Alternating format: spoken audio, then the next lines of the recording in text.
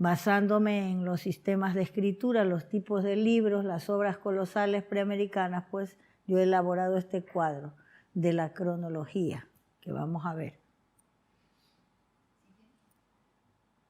Siguiente. Aquí tenemos la edad antediluviana, donde se hacen construcciones ciclópeas del mundo subterráneo, que se llama las cuevas de los tallos, pero que su nombre es Culhuacán, quiere decir oro sagrado, porque hay unas salas donde están ahí una biblioteca de láminas de metales preciosos, de oro, plata y de cobre y bronce. Todos estos tipos de libros marcan la era de plata, de cobre y de bronce. En la edad antediluviana se encuentran los tipos de libros líticos que marcan esta era. Tenemos también libros de mapas estelares, que son una biblioteca enorme, que yo considero que es el Surya Siddhanta, hecho por Asura Maya. Esos mapas servían para hacer viajes de navegación de altura, porque se rigen los marineros en todas las épocas por la posición de las estrellas, la luna y el sol, para hacer viajes por mar. Durante estas eras tenemos pues a los daitias o gigantes, que son hermanos de los mayas. En Tiwanaku, la cultura de los caras, íberos y tupiguaras, los urus, huancas, campas, etc. En la época de antes del diluvio, se exhibe la escritura cuneiforme, que la exhibe la cultura huara, la primera raza blanca, que sale de Tiwanaku. Durante la era antediluviana se crea el calendario lunar por las mujeres, el sistema de cómputo con el que ellas llegan a esta invención, y se rinde culto a la luna, que es la diosa de las mujeres. Es la dinastía Chandravansa, mencionada así en los libros de la India, la dinastía lunar. Tienen el emblema del león, y el conejo siempre acompaña a la diosa Eschel, representa a Pan, Pantecutli, el dios del sol, el sol primigenio. El distintivo real de las mujeres del linaje lunar es la transformación del cráneo, que no es una deformación como se ha llamado, porque el cráneo que nosotros tenemos no es un elemento inamovible y perfecto, sino que crece con el tiempo, con la evolución, pero es muy lento ese crecimiento, y los sabios andinos habían observado esto y por eso crearon ese método para acelerar el proceso del crecimiento del cráneo, aparte de ser un distintivo real del linaje lunar, de las mujeres, que pasa a Egipto también, se llamaba Palta Uma. Tenemos las pinturas rupestres, pinturas murales en esas épocas, la mecánica de los cómputos, las altas matemáticas aplicadas a estas mecánicas, el registro de datos históricos cósmicos y del arte y ciencia. En la segunda era, que es la era de plata, que sigue a la de la era antediluviana, es la era de auge de las mujeres del linaje lunar. Se crean pirámides de tierra pisonada y cantos rodados llamados tolas. Construyen palacios y templos cubiertos con láminas de plata y decorados con piedras preciosas. Sus ornamentos son de plata, que consideran las lágrimas de la luna. Se inventa el yoga para potenciar la función química de las neuronas cerebrales. Después del invento del calendario lunar, se inventa la agricultura, porque no se puede sembrar si no se saben las fases de la luna. Y también se aplica al conocimiento de la ingeniería genética, de la ingeniería hidráulica, y se hacen grandes construcciones de canales de regadíos, y se transforman los desiertos en zonas cultivables. Se emplea la medicina de alta cirugía, la neurología, psicología, todo, y la escritura cuneiforme en ese tiempo. Se inventa la cerámica y el telar. Y aquí aparecen ya los libros de formato textil, los tankas, las tablillas, instrumentos musicales, etc. También se hacen redes de caminos, la carretera que hacen en toda América del Sur. Y son los que inician los chan-chanes ese sistema de carreteras que después los incas perfeccionan. Inventan el papel, usan también, aparte de los libros en formato textil, y libros de hojas de árboles, cuya creación desemboca en los libros de papel. Libros de hojas de plátano preparadas, de corteza de abedul, etc. Se inventa la filosofía de la comunidad cósmica durante la regencia de la dinastía lunar. Los espejos solares, es decir, los espejos astronómicos y el calendario solar aparecen durante la época de la dinastía solar. Los espejos astronómicos ya de portátiles. Y los hombres del linaje solar crean unos espejos que ya no necesitan agua. Y crean una red informática a nivel nacional. Inventan los atum quipus, que son de cuerdas con nudos, para el registro de hechos históricos y cósmicos. Y para hacer cálculos de altas matemáticas. Tenemos los libros de piel, donde no existía el papel.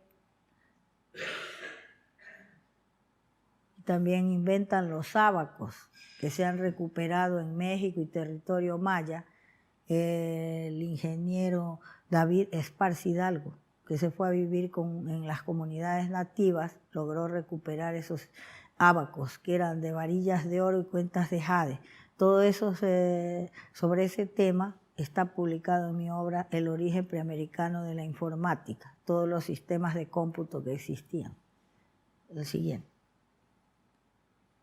Aquí están, por ejemplo, que utilizan los wampuns, los nepowalsinsin, que son sistemas de cómputo. En Norteamérica, los wampuns hechos de conchas, que eran como unas fajas en los que se registraban los hechos históricos y cósmicos.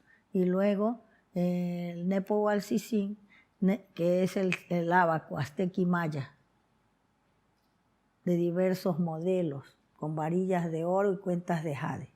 Hay unos que se utilizan con las dos manos para activar el desarrollo de los dos hemisferios cerebrales. La siguiente.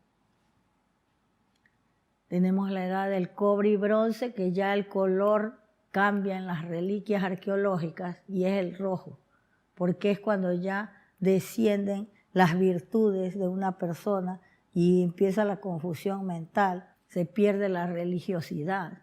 Entonces por eso ya es rojo, la pasión empieza ya en ese tiempo. Y en la edad del bronce, que es cuando traen los canas, que son los fundadores del Canaán, los llamados poeniques o fenicios, llamados poeniques por los griegos, traen la cochinilla y el libro en formato de rollo y lo difunden todo esto por Europa, y así traen el bronce. Perdón, ¿la cochinilla qué sería? Es un tinte para los tejidos de color rojo. Por eso se cree que se recibían el nombre de poeniques, que quiere decir rojo. No se sabe si era por el color de su piel o por ese material que empleaban para teñir los tejidos. Y era un material que ellos comerciaban, los fenicios. Fenicio dice que es una palabra que aparece en el corredor sirio, donde ellos aparece una parte de ese pueblo, pero que no es el nombre de ellos, sino que se aplica en el corredor sirio tiene otras traducciones que no corresponden. ¿Los que vinieron del mar? No, los fenicios vienen en otra oleada, pero ellos son los canas, fundadores del Canaán, que se escribe K-N'-N y se pronuncia Canaán. ¿Y serían las tierras de Canaán? Sí. Entonces ellos son los fundadores de ahí, son de Canamarca, del Perú. Los canas, quiere decir rojo también, el pueblo de raza roja que viene aquí a Europa. Y lo que pasa es que no se descubre el origen de los fenicios, según un historiador español que es el más honesto que yo conozco, que se llama Lara Peinado. Él dice que no se descubre el origen de los fenicios porque se los estudia como tres pueblos diferentes. Los que estaban en el corredor sirio como fenicios, los de Cartago les llaman cartagineses, y los de aquí del Mediterráneo los llaman púnicos, pero eran un solo pueblo. Entonces, bueno. ¿Y los celtas, que aquí estamos en tierra celta, tendrían un entronque por ahí o no? No, los celtas es otra raza, de la raza roja también parece, porque son blancos que vienen de los pueblos nórdicos. Los celtas son derivados de esos pueblos. ¿Los celtas también los podemos unir a algún origen de los mayas preamericanos? Yo pienso que pertenecen a la raza roja. Vale. Es decir, a la raza blanca, perdón, a la raza blanca. A la raza blanca que sale de Tiwanaku, a esa raza pertenece. Ese estudio lo ha hecho este amigo que es chileno, mi amigo que ha traducido, que es un editor, que ha traducido lo de la lengua de Adán. Él se llama Rafael Videla Eichmann. Ustedes pueden, Rafael Videla Eichmann, es un investigador chileno que ha recuperado material sobre esto de la raza blanca, que hay un argentino que yo no conocía, del año 1888, apellido Moreno, y él difundió pruebas sobre la existencia de esta raza blanca que sale de Tiwanaku, de esa zona de los Andes, y están en Chile también, y en Argentina. Entonces hay otro señor que nombra él, que es chileno, y que también tiene pruebas sobre la existencia de esta raza blanca y que van a la zona de los países nórdicos. Vale, de la zona de los países nórdicos serían los que después... Sí, que son los celtas.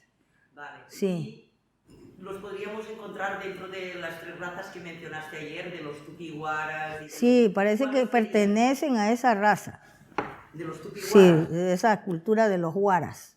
Ajá. Sí. Claro, yo soy catalana, o sea, pero estando aquí siento la... Claro. Claro, Sí. Rafael Videla Eichmann ha recogido pruebas. Yo tengo en casa una obra de él que habla de esos temas. Entonces, él no conocía yo esos trabajos que él ha recuperado. Ha hecho una colección de libros, de obras de estos investigadores que han estudiado ese tema.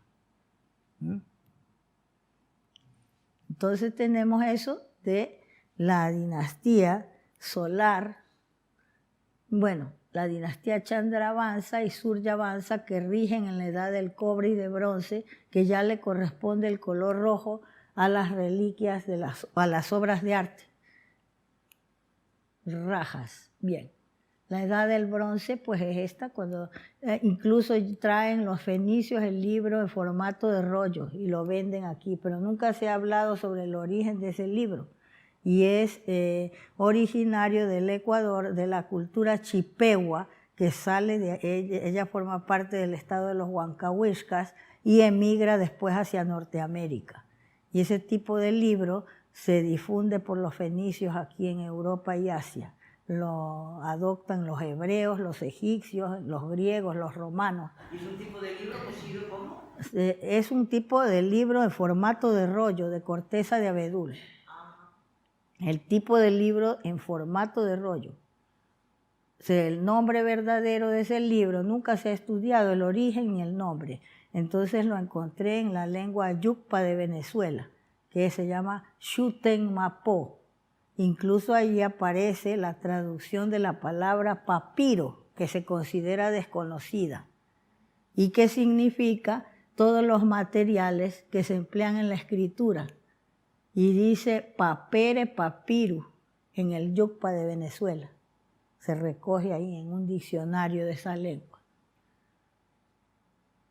Y significa libro de corteza de árboles. Así que en estas épocas ya aparecen los libros en láminas de cobre y de bronce. Así bien. En la edad del hierro, pues no es que los preamericanos no hayan conocido el hierro, lo conocían porque se ha descubierto puntas de flecha, buriles para esculpir y otros artefactos en Argentina y a lo largo de toda América, sobre todo en la zona de los Inuit en Norteamérica. Se han encontrado puntas de flecha y buriles para esculpir. así que de hierro. Lo que pasa es que los preamericanos consideraban el hierro un metal bárbaro, obstinado, que hay que golpearlo mucho para darle forma, y que era el símbolo de atraso cultural y mental de esta era del Kali Yuga.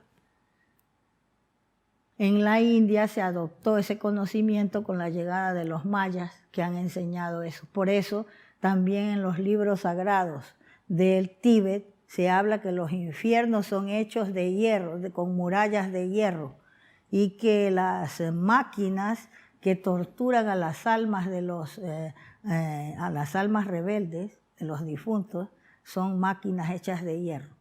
Y a los seres que han ejecutado aquí obras terribles y que son insaciables, les hacen beber hierro fundido y si tienen hambre les hacen tragar bolas de hierro en los infiernos. Eso dicen los libros del Tíbet. Y en los libros védicos se habla de la era del hierro, de la guerra, que es esta era que estamos viviendo, que comenzó hace 5000 años y es el Kali Yuga. Entonces el hierro pues es símbolo de esta edad. Por eso en Preamérica se desechó el hierro, no se utilizaba. La doctora Natalia Rossi de Tarifi, que creadora de la ciencia léxico-genética, recupera de la Aymara Runasimi vocablos que designan el hierro, o sea que se conocía. Y Peter Colosimo ha publicado en algunos de sus artículos el hallazgo de artefactos de hierro en Argentina. Y esto pues es una cronología de las eras de Preamérica que coinciden con las de la India, diferenciándose con Grecia, diferenciándose porque solamente Preamérica tiene una era antediluviana. Y Grecia y la India comienzan su cronología en la era de plata y oro.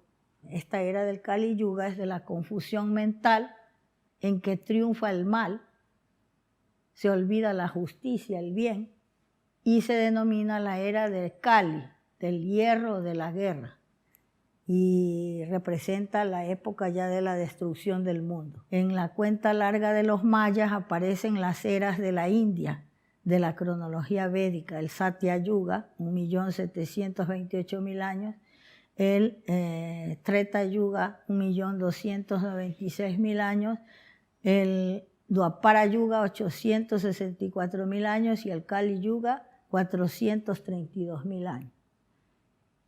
1000 eras de estas hacen un día de Brahma y otras 1000 eras una noche de Brahma, y ahí se destruye el universo, fundiéndose pues en el Creador todos sus elementos. ¿Ahora dónde estamos? ¿En la noche o en el Kali Yuga estamos, pero todavía estamos, no se sabe, yo no sé en qué parte, porque hasta 5000 años que comenzó, o sea que no se ha terminado todavía el Kali Yuga.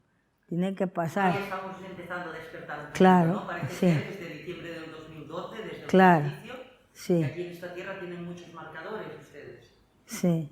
Esta es una prueba de que se conocía que la Tierra era redonda en América, que los astros eran esféricos, y se conocían, según en la India, dice que los preamericanos habían viajado muchas veces alrededor, habían cruzado muchas veces la Tierra. Por ejemplo, Muyutexe quiere decir globo terráqueo en Runasimi. Muyurkira quiere decir el vagabundo, el trotamundo que recorre el mundo. Aquí vemos en esta reliquia que está un hombre tocando un instrumento musical. Está armonizando, se puede interpretar que está armonizando los sonidos del planeta con los sonidos del cosmos, según dice la filosofía de los Hopis. Esta es otra imagen de Muyutexe, también con el representante, o sea, el símbolo del sonido trascendental. Esta imagen fue elegida, era del tesoro del cura Crespi, y está en el Museo de las Culturas Aborígenes de Cuenca, Ecuador. A mí me proporcionaron esta imagen con 1700 imágenes la señora Agnes Golenya, una investigadora húngara que había estado en el Ecuador y había solicitado que le digitalicen todas las reliquias del tesoro del fraile Crespi. cuando ya él había fallecido, que pasaron a formar parte del Museo de Culturas Aborígenes. Pero al principio se negaron y ella les amenazó que iba a difundir que no querían colaborar.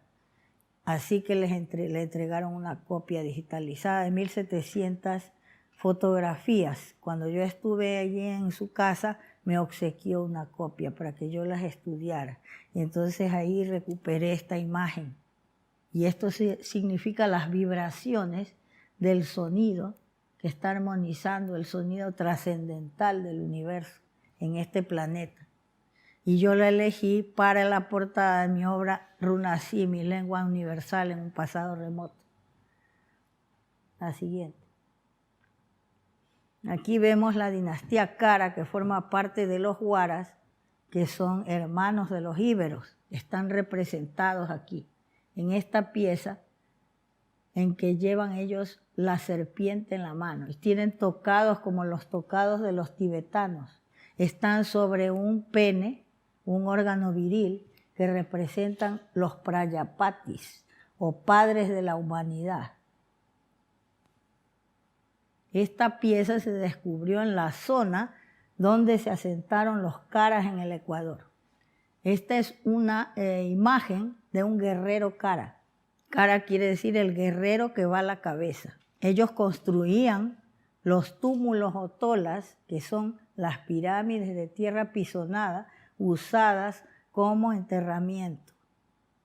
Y cuando se extienden por toda América, los Caras van hasta los grandes lagos de Norteamérica y allí construyen 3 tipos de pirámides, así de tierra pisonada. Son las pirámides antecesoras de las pirámides de Egipto, porque estas son tan grandes como las de Egipto, pero de tierra pisonada y piedras. Y son las mismas que usan los íberos aquí para sus enterramientos, que han sido estudiadas por un señor, un historiador español llamado Emeterio Cuadrado. Aquí vemos un miembro de la corte de la dinastía Cara, rescatado de las costas del Ecuador, esta pieza. El traje con pantalón y chaqueta, parecido a las ropas que usan los védicos, ¿no? Con esos bordados así. Usa la horadación de pequeños agujeritos para poner los pendientes como se usa actualmente en la juventud europea. Estos son una de las tablillas que contienen los mapas estelares, que son 30 tablillas más o menos, que constituyen una biblioteca de astronomía que yo considero que es la obra de Asura Maya. Yo he interpretado 6 de estas tablillas, el contenido, y marcan, aquí vemos al Sol, y estas son rutas que son para seguir, poder hacer navegación de altura. Y todo nuestro sistema solar está aquí, ahora veremos. Esta es una astrónoma maya, porque es de la arqueología maya, la imagen. Los astros, que se ven, es decir, los discos que se ven en su traje, y nos informan que es una astrónoma, porque las esferas representan los astros. Y estos espejos portátiles se utilizaban, según dice Joseph Klima, se llenaban de agua y tenían un agujerito por donde iba saliendo el agua que se iba depositando en otro recipiente y se hacía cálculos de determinadas horas desde que salía una estrella y luego se pesaba esa agua y se medía y se podía saber el tiempo en que volvía a salir esa estrella, ese astro. Así era como funcionaba. Estos espejos después se llaman clepsidras en Egipto y en Sumer, pero los tienen los preamericanos desde tiempos inmemoriales, de la época de plata, la era de plata, y en la era antediluviana los tienen esculpidos en rocas situadas en lugares estratégicos. Las mujeres se ve que eran astrónomas, son ellas las que hacen el calendario lunar. Aquí tenemos de las reliquias estas del padre cura Crespi, de las imágenes que me dio Agnes Golenya, encontré yo esta. Y entonces una mujer del Ecuador trabajando con un espejo astronómico de agua en que se ve el símbolo de las 4 regiones del universo. Este es el símbolo. Desde la época de la creación ya sabían que dice que se midió el universo en 4 regiones. Y los astrónomos modernos hacia el 1969, con los grandes radiotelescopios pudieron, y los cálculos que hacen ahora de altas matemáticas y de geometría, pudieron certificar y corregir que se habían equivocado, porque ellos decían que el universo se dividía en 3 regiones. Y el 69, en una obra que se llama La Nueva Astronomía, reconocieron que el universo se divide en 4 regiones.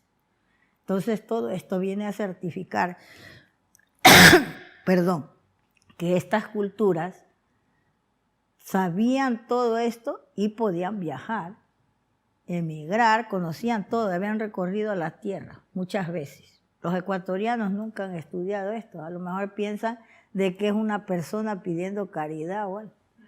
Aquí tenemos los espejos esculpidos en las rocas, aparecen en toda Preamérica, se conservan, pero no saben, solamente un arquitecto que se llamaba Carlos Milla Villena, en su obra Génesis Andina, fue cuando él sacó a la luz estos espejos astronómicos de agua. Pero él no habla de que las mujeres eran astrónomas y que pertenecían al linaje lunar. Solo habla de los astrónomos del linaje solar que usan estos espejos. Aquí tenemos la imagen que presenta Carlos Milla Villena de los espejos con que trabajan los astrónomos solares del linaje solar, los hombres. Se conservan en el museo, esta reliquia, en el Museo Arqueológico del Perú. Este es el aporte de la dinastía solar, que es el espejo bruñido, que ya no necesita de agua, y porque puede reflejar la posición de los astros. El espejo usado portátil en Egipto, que se ha descubierto. La siguiente. Esta pieza arqueológica de Perú es muy importante porque se representa a un astrónomo usando un espejo de agua portátil y es un muñeco, como los muñecos porfiados, que se mueve y vuelve a su posición anterior. Y lo más importante es que en el traje está el símbolo escriturario con que se representaba a los espejos astronómicos de agua. Tenemos aquí un barco de Egipto que presenta este símbolo aquí en esta parte. Si se amplía la imagen se puede apreciar. Pertenece al tesoro de Tutankamón. Es una maqueta de un barco. Y entonces esto indica que se usaban esos espejos para esas travesías, para poder ver la posición de los astros y poder guiarse por esto. Y este era el símbolo de los espejos de agua. Este es un ejemplo de las fichas o muyuquipus, que eran los sistemas de cómputo de las mujeres, que se ha descubierto pues que tienen un sistema de escritura grabados en ellas en la parte plana. Con esto demuestro yo que los ecuatorianos son los propios sumerios, porque hay una investigadora francesa llamada Denise Smat-Besserat que se volcó en el estudio del origen de la cerámica y recogió material de los Estados Unidos, de los museos norteamericanos que tienen piezas del Irán, y viajó a Irak para estudiar el origen de la cerámica. Entonces encontró que en todos esos museos hay unas fichas y que hubo un tiempo en que un representante del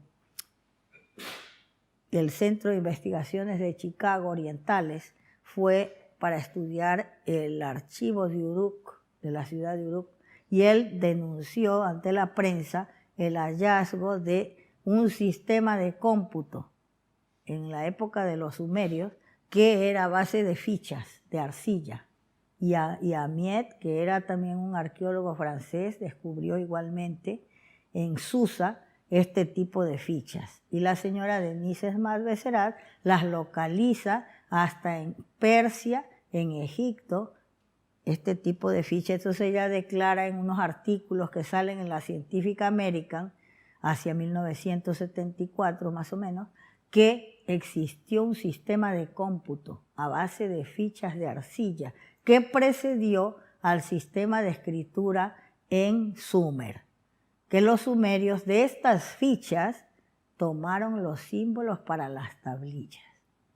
Y entonces estas fichas son las mismas del Ecuador, de diversas formas geométricas donde se esculpen en la parte plana unos símbolos y se perforan y se ponen en una cuerda todas aquellas que son de la misma materia o ciencia. Esto es una prueba para demostrar los viajes de los preamericanos. La señora Denise Esmat Beserat no conoce las fichas del Ecuador, o sea, su trabajo solo se concentra en lo del Sumer. Entonces vamos a ver los cuadros que he hecho yo, comparativos de las fichas. Aquí, por ejemplo, tenemos las de los quitus, son esféricas, discoidales y de diversas formas. Estas son las de Manabí o Mana, el estado de Manabí. Y luego tenemos las del Sumer, de las mismas formas.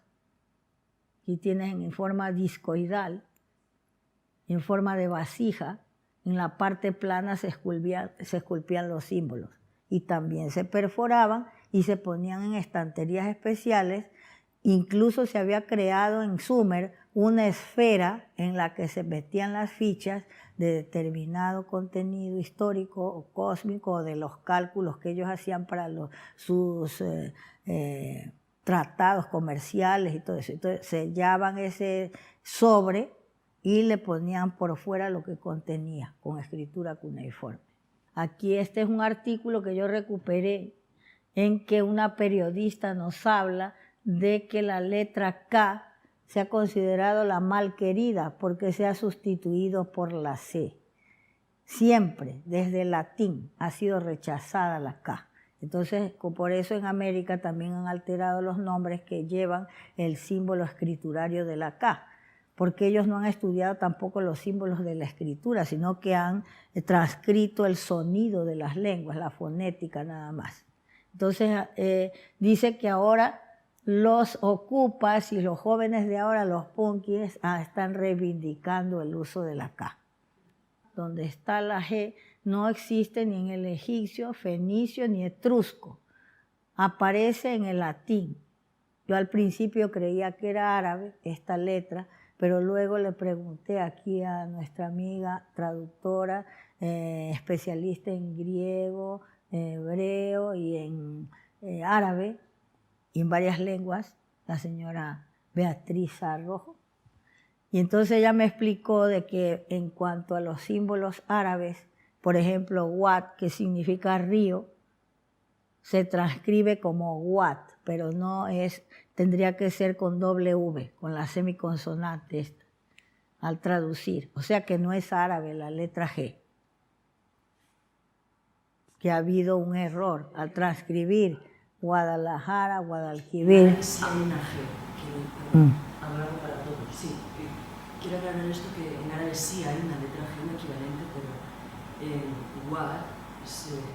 Wad, que es río. Sí, no, digamos que la semiconsonante Wad es la que se usa para escribir Wad.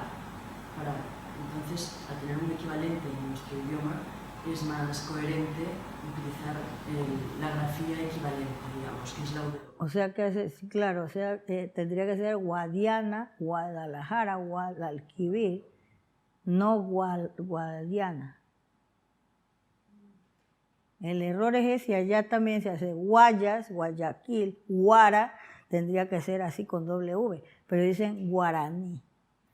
Es el mismo error que surge así al transcribir esos nombres que llevan la semiconsonante W. Aquí tenemos pues esta tablilla, pues, que es un ejemplo de los libros líticos de la era antediluviana. Este es de la cultura de los mantayos o manabís, que son los fundadores de Persia, porque aquí ellos son los manas que llegan y se instalan entre los montes sagros junto al río Urmia, y el lago Urmia y el río Yágata. Y son los manas, no se sabe el origen de esta cultura. Persia es una adulteración del nombre de una provincia del Irán que se llama Parsi. Pero el nombre de esa cultura que llegó ahí se llama Mana. Manaví es una palabra sacra que aún se conserva. El fundador de la orden de los derviches que giran, que se llama Rumi, tiene una obra que se llama el Masnaví o Manaví, pero es con V, no es con B como se ha alterado en el Ecuador, y es el nombre de una cultura que tiene estas tablillas donde se encuentra el corimbos, que es el símbolo de los sasánidas de Persia. Esta es la imagen más antigua de la diosa Naita. Tenemos las pirámides truncadas con alas y un globo lunar en la cúspide. Este símbolo aparece en las coronas de los sasánidas de Persia y tiene una información matemática esotérica, porque aquí estos triángulos representan a las mónadas antes de encarnar. Tiene que ser 7, pero la séptima no aparece porque está oculta, y aparecen 6 triángulos. Este símbolo solo es la luna llena. Luego aquí la luna llena, el cuarto creciente, que representa el emblema de los sasánidas. Forma parte este símbolo de la sílaba Omkara, que todos repiten en el yoga y todo eso en los templos de la India para alcanzar la iluminación. Los símbolos de esa palabra sagrada son preamericanos. Y luego tienen que en Egipto también aparece este símbolo como el jeroglífico de fases de regeneración. Aquí vemos también que este símbolo, que es en Grecia la E-Epsilon, y que en la India es aquí al revés, sino que aquí en este cuadro no he corregido yo, es al revés. Entonces que forma la sílaba Omkara. Aparece así, de esta forma al revés, como aparece en la India, invertido a la izquierda. Aparece en la cultura de Nuevo México, que los españoles, los frailes inquisidores le han puesto el nombre mogollón, pero eso no es el nombre de esa cultura. Ahí aparece ese símbolo como figura en la India, en la sílaba Om. Y este símbolo, que también aparece entre los fenicios, bueno, en varias culturas, hasta en los íberos, está en este sistema de las habas payares punzograbadas, que son usadas por las mujeres de la dinastía lunar de los chanchanes, que salen del Ecuador y se instalan en el desierto costero peruano. Tenían este sistema de cómputo a base de habas payares que se llaman aquí faves. Las punzogrababan y tenían unos símbolos que registraban en ellas para registrar la historia, los conocimientos cósmicos, para enviar mensajes también. Entonces las ponían en unas bolsitas de cuero de llama y en estanterías especiales. En la cerámica de esta cultura de los chanchanes se ve que estas habas payares, este sistema triunfa porque van corriendo por el desierto costero peruano y era usado por las mujeres. En territorio maya, ya en Centroamérica, se hizo un estudio de que los mayas empleaban granos, o sea, frijoles, para hacer los cálculos. Incluso hay una cerámica en que se ve al dios de la escritura que está enseñando y el de los cómputos a un alumno a trabajar con estas habas payares o frijoles, antes de hacer las fichas de los cómputos. Pasa ese símbolo a varias culturas del Asia y Europa. Es un símbolo que sale del reino de los quitus, de Tiwanaku, etcétera, de varias partes de allí de América. Y pasa a varias culturas, hasta Grecia. Esta es una tablilla pues de la cultura Wara, que tiene escritura cuneiforme y una información criptográfica, como estuve explicando ayer, que aquí representan los espejos de agua, una mujer con un rictus de enfado, con las orejas horadadas, ya es de la dinastía solar, que representa eso. Y está enfadada porque representa una historia bélica que se produjo en la era del cobre. Porque al estudiar todos estos símbolos, esta cifra representa 40, las puntas de flecha. En el persa antiguo representa la cifra de 40 y al aplicar el cómputo maya, como son 40 más 40 es 80, y sale 3.240 que figura en la cuenta larga de los mayas y significa pues una fecha clave en que se produjo esa guerra de los pastores contra los agricultores, o sea, los pastores invadieron las tierras de los agricultores, pero esto sucedió en las ciudades más antiguas de la India, no en Preamérica. Y esta tabla es de los huaras de la zona de Tiwanaku. Aquí vemos ese símbolo de las flechas, las puntas de flecha, que aparecen en Tiwanaku por primera vez. Aparecen en las praderas norteamericanas. En Nuevo México es estudiado por la investigadora norteamericana Carol Patterson Rudolph. Ella se va a vivir con las culturas nativas de Nuevo México y le revelan el significado de los símbolos de sus escrituras, y entre ellas está este símbolo, que representa 2 puntas de flecha, dice ella, y que significa guerra, destrucción. Y así figura también en Babilonia, este mismo símbolo. Y en Brasil prehistórico aparece también, aparece así, y así que después lo encontramos en la cultura de los sabeos, que era de la dinastía lunar. Luego tenemos que aparece entre los etruscos, los bereberes, en Creta, en el lineal B, lineal A, pero aquí ya hay una barra entre medias que yo digo que es una tregua entre un conflicto bélico. En el árabe meridional, en el rúnico antiguo, es un símbolo que unifica las culturas y también aparece entre los íberos este símbolo. Tenemos la pirámide, que está hasta en Persia y en varias culturas. Salen de Tiwanaku, reino de los Quitus, etc. Y pasa a Egipto y a Persia. Este es Tiwanaku y los sistemas de los semitas meridionales. Yo he recuperado estos símbolos, todos son de Tiwanaku y pasan a los semitas meridionales y septentrionales. Este es un aporte de Tiwanaku al griego y al hebreo. Es un alfabeto, tenemos la A aquí, esta es la Q, la sigma, la S, Omicron, y que aquí tenemos esta, que es la M, la K, la H y la Z. Proceden de Tiwanaku y pasan a otras culturas. Aquí está el árabe, digo el hebreo, y el griego, el púnico, bueno, diversas culturas. Es un aporte de Tiwanaku, de un alfabeto. Y esta es la Akara, a que se refiere Krishna. Tenemos los símbolos de Tiwanaku en el Brahmi. Miren. Se pueden traducir. Aquí están diversas formas de acento de la I, que son estos puntitos, 4 puntitos y 3. Se usan en la India. ¿Ves? Son los mismos.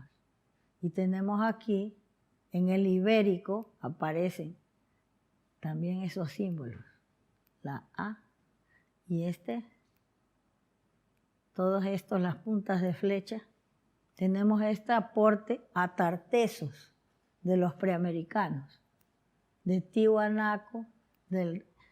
Este símbolo aparece en las cumbres de los Andes, en Pisacoma, en unas galerías, en unas pinturas rupestres, hay una tablilla, ahí en Tiwanaku, a 4.000 metros de altura, y entonces va acompañada de estos dos puntos. Luego así, al revés, o sea, invertido ese símbolo, aparece en los libros de Chilam Balam, que son de Nuevo México, de los mayas, que son los itzaes, los sacerdotes que conocían las propiedades maravillosas de las aguas. Ahí aparece este símbolo invertido y así como lo ven en Taiwán, es llevado por los Tai runas a Taiwán y los Wan. Vemos en Tarteso salen todos estos. Aquí vemos la Q, ¿ves?, de Tiwanaku en Taiwán, el reino de los Quitus. Etruria también aparece de los etruscos que lo llevan a Italia. En la cultura Mer de Camboya, en el Brahmi de la India está invertido y significa Va. Y luego en Egipto forma parte del nombre de Atón, este símbolo. Y todos son preamericanos. Esta es la pluma que representa los colores de los pensamientos, la sabiduría de una persona elevada espiritualmente. Por eso la diosa Mat, que es la diosa de la verdad, resplandeciente, se adorna con un ceñidor de cabellos y una pluma. Y la pluma es el emblema real de los escribas del Egipto, del colegio iniciático de los escribas. El dios Anubis, cuando pesa en su balanza el corazón del alma fallecida para ver sus acciones en la tierra, pone en un platillo la pluma de la sabiduría y la verdad y el corazón. O sea que no era un símbolo de atraso que se le ha adjudicado a los preamericanos, sino que era el emblema de la sabiduría, de los colores del aura, de los pensamientos de una persona elevada espiritualmente. Yo he hecho un estudio incluso de lo de los pájaros, que hay un investigador sueco que había hecho un estudio de la vida de los pájaros. Dice que son los seres que pertenecen al reino de la luz. Y las plumas, al inventar el microscopio electrónico, se descubre, porque ya con el microscopio electrónico se ve ya lo invisible. Entonces, se ve que las células de las plumas trabajan con la energía solar. Hay unas anilinas y unas células que hacen un efecto de la dispersión de la luz en el ojo humano y es el que ve esos colores preciosos. Pero trabajan esas células con la luz del sol. Y aunque estén separadas del ave, conservan esos colores bellísimos. Y los pájaros son joyas de la naturaleza. Según lo que han estudiado los científicos, tienen una caja de resonancia dentro de su cuerpo y 3 siringes, cosa que el ser humano tiene solo una.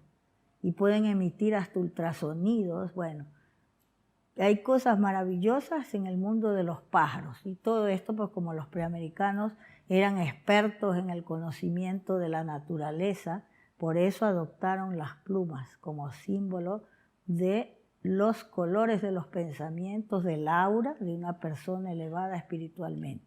Y los pájaros se consideraban mensajeros de los dioses. Hay una pintura, es decir, un tejido en la zona de Paracas, que se ve un hombre con el cráneo abierto y sale de ahí un pájaro. Es la velocidad del pensamiento representado con el símbolo de las aves.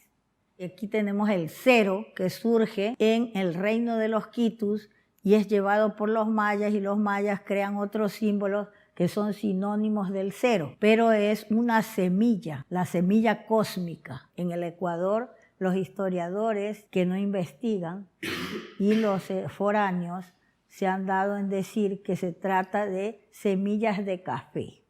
Pero el café no es de allí, porque es de Etiopía, su origen.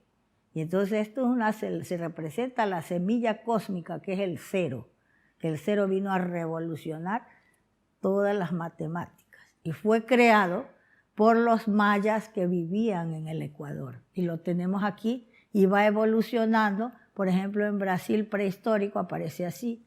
Los carios del Peloponeso lo tienen así. Los egipcios ya cambian así. Y luego, y le dan otro significado. Los ibéricos, mira, aquí está. Los sabeos,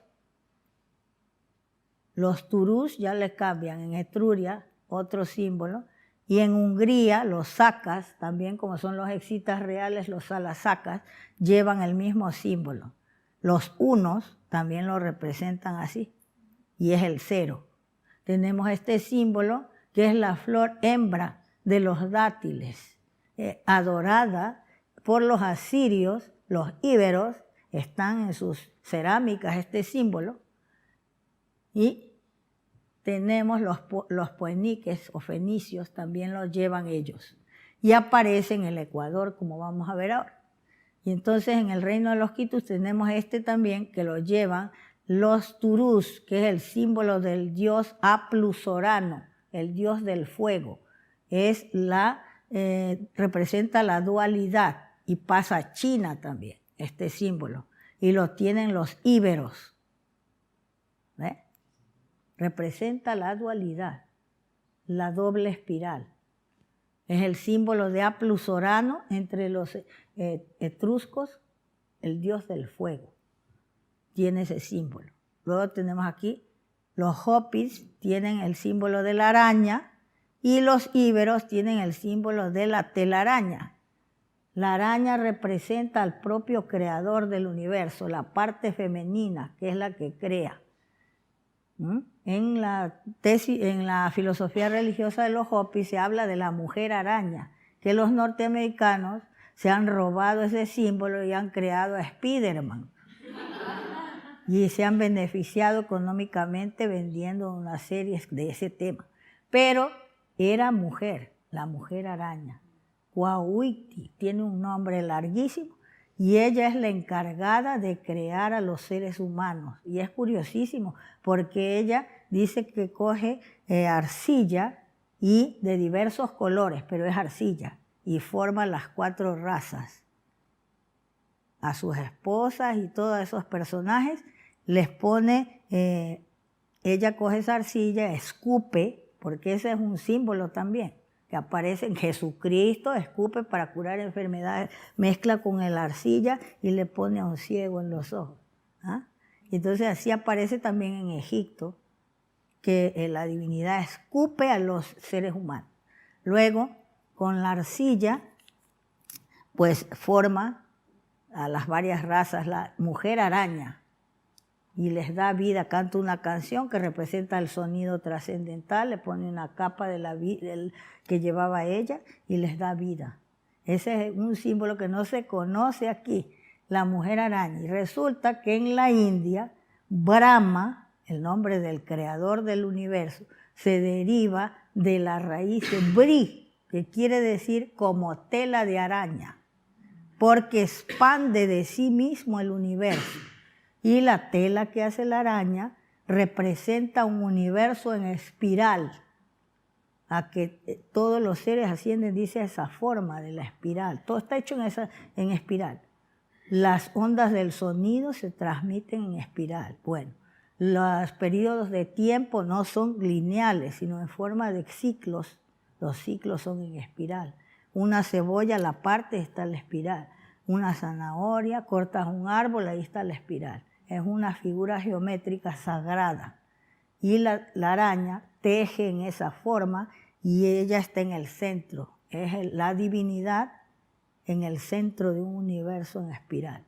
Entonces ese símbolo es trascendente y lo tienen en los íberos y los hopis.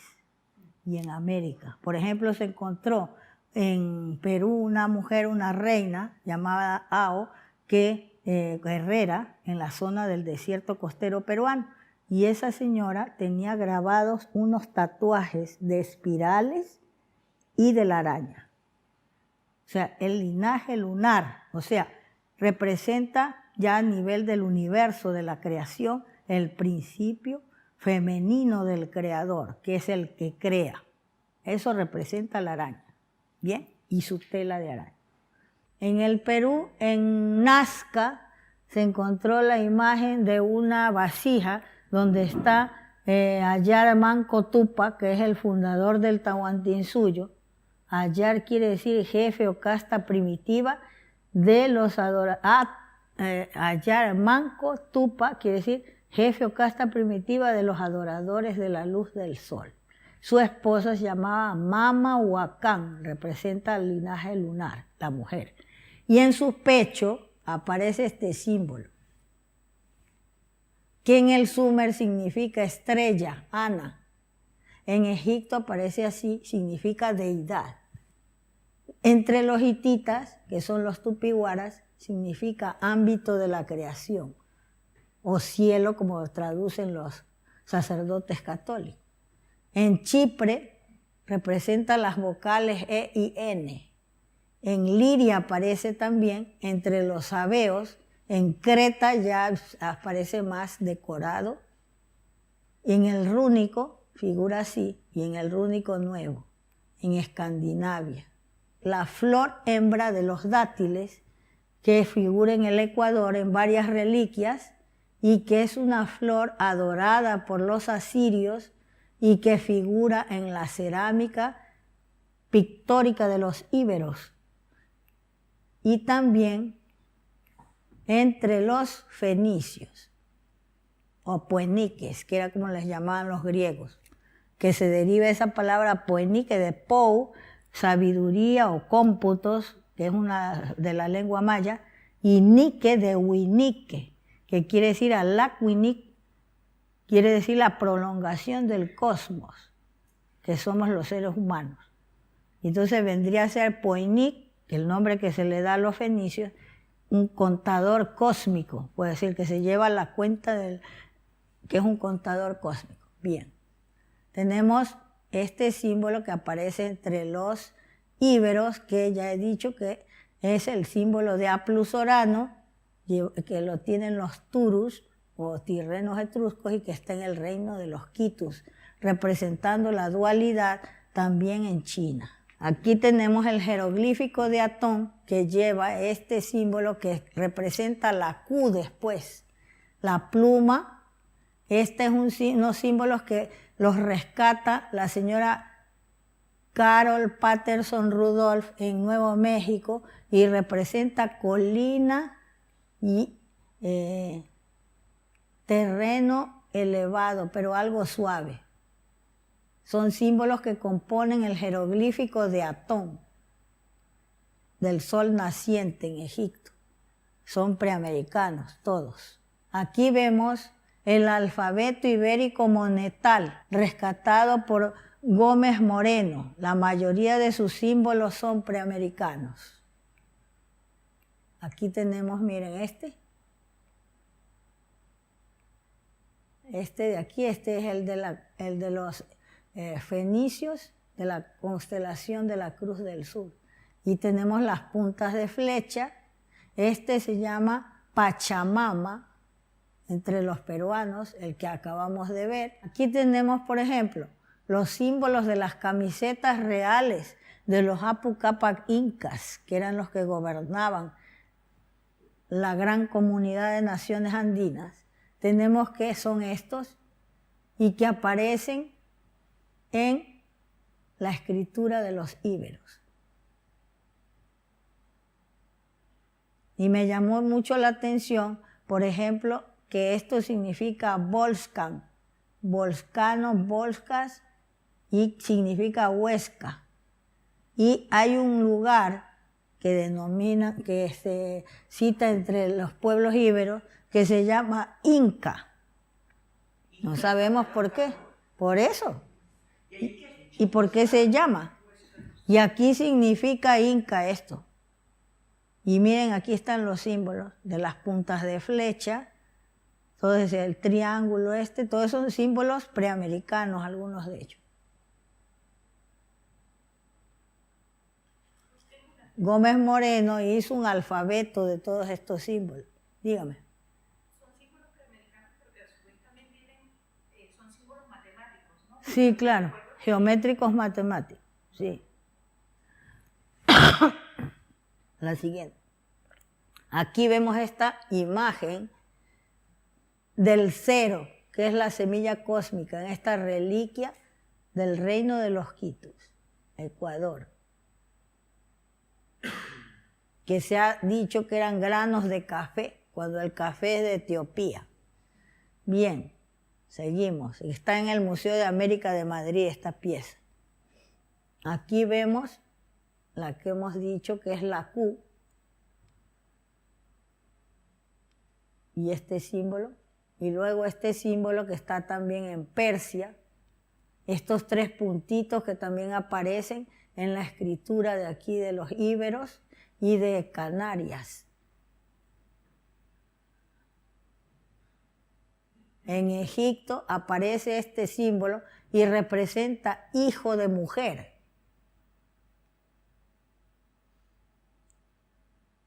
Aparece este símbolo también entre los pictos de Irlanda, de esa zona.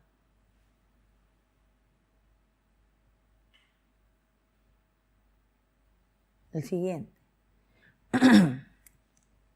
Esto es la escritura de los carajocarios, estudiados por el señor Ignasi Javier Diego, investigador catalán, presentando un sistema para poder descifrarlo, pero él ignora que los carios eran huaras y provenían de Preamérica.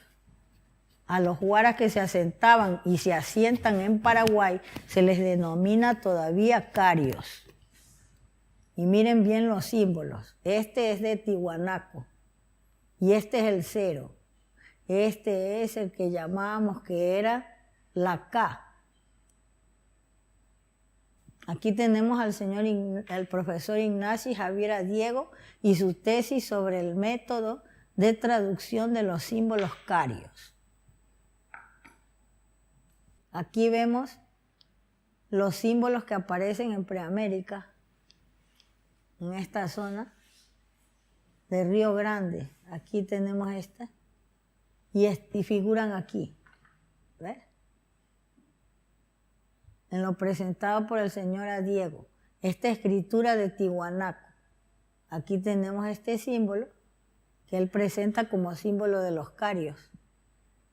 Del reino de los Quitus son estos, y en Preamérica en general tenemos este.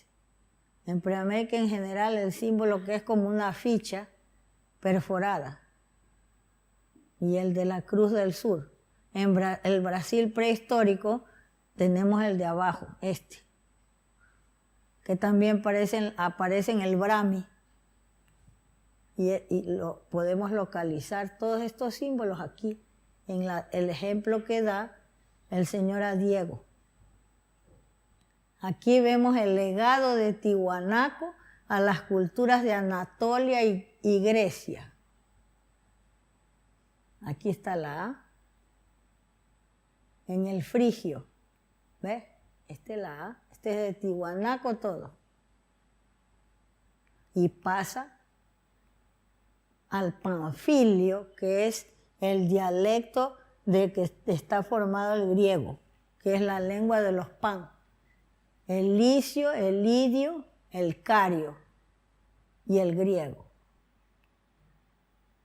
Las puntas de flecha. Aportes preamericanos a Canarias.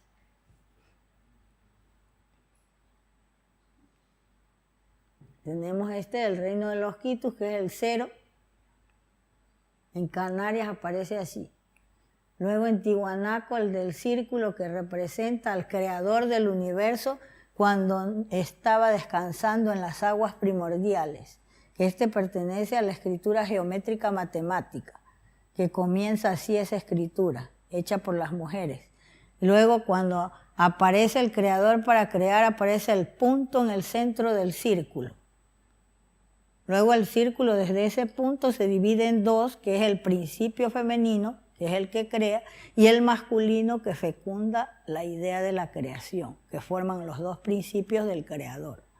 Luego desde el punto en el centro del círculo se divide en 3 el círculo. dentro de la escritura geométrica matemática. Entonces, esos 3 representan que en la India se describen como las 3 características fundamentales del Creador. Sachit, Ananda, Vigraha. Quiere decir sabiduría, bienaventuranza y eternidad. Que en el Popol Vuh se dice que son los 3 aspectos de la divinidad que ahí se denominan Rasa Kakula, Chipi Kakula y Kakula Huracán. Y también son los 3 rostros de Brahma, Shiva, Vishnu y Shiva, que son Brahma el que crea, Vishnu el que mantiene el universo y Shiva el que lo destruye en la India.